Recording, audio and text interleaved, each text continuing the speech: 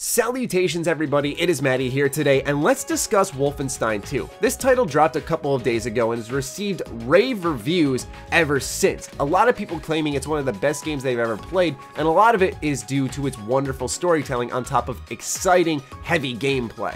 That's why I wanted to talk about the news that dropped a few days ago about there being no multiplayer in Wolfenstein 2 because it would dilute the story. I will have this article linked in the description down below if you want to read it for yourself, but in today's gaming climate, sadly, this is news. I think the reason for that is because there was a period of time in gaming where every game had to have that multiplayer mode. Assassin's Creed used to have a very underrated multiplayer mode in my opinion, and that's what happened with a lot of these games, is it would develop that small core fan base that loved the multiplayer because it was unique from anything else, but it would never develop that widespread attention that these types of games need to carry on in sequels, and usually would end up dropping the multiplayer.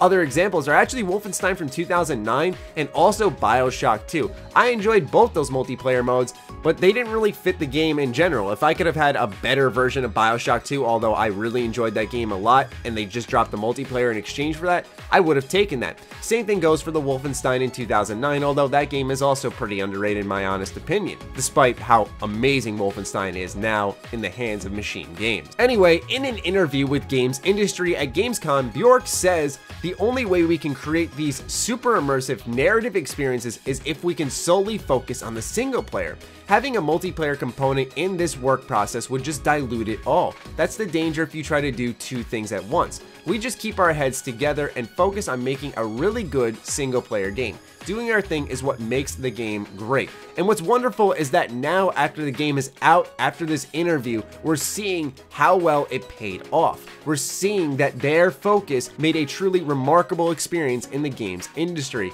and that's awesome. For all Bethesda's faults, I know they've done a lot of silly things this year, but one thing I think we can commend them on is their focus on single player games. The Evil Within, Prey, Wolfenstein 2, Dishonored, Death of the Outsider. None of these games have that multiplayer mechanic that dilutes its story. I'm not the biggest fan of The Evil Within, and I don't know how you could put, for example, a multiplayer mode in that, but I respect that Bethesda focused on making a single player experience there with single player replayability like the New Game Plus, like the Classic mode. Same thing with Dishonored, Death of the Outsider when they decided, okay, let's add a New Game Plus with Dishonored 2 powers. That's cool. I like Bethesda's focus on creating unique single-player experiences, and I hope that they don't shy away from it. I know some games did underperform for them, which gets me a little worried, but I don't know if multiplayer would be the step in the direction they need to increase those sales. I think Wolfenstein 2 is going to do really well for them though. It got some crazy big marketing, it gained a lot of attention, and on top of these reviews, I think both casual and hardcore gamers are going to be diving right into this story.